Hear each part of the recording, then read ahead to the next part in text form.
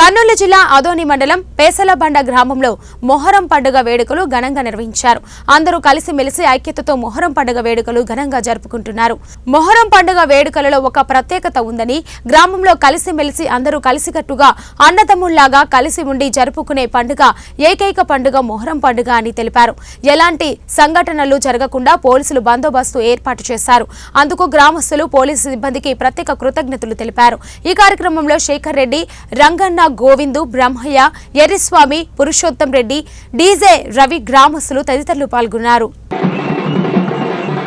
ప్రజలకు, యూత్కు, పెద్దలకు, గ్రామ పెద్దలకు కానీ ప్రతి కుటుంబానికి నా విజ్ఞప్తి, ప్రతి సంవత్సరము పీర్ల దేవుని 100 సంవత్సరాల నుంచి కానీ చాలా వైభవంగా, చాలా సంతోషంతో జరుగుతుంది.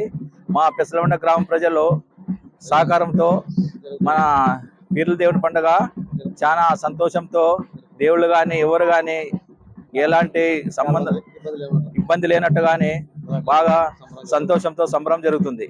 పెసలబండ గ్రామ ప్రజలకు విజ్ఞప్తి. రాజశేఖర్ రెడ్డి, పెసలబండ గ్రామం.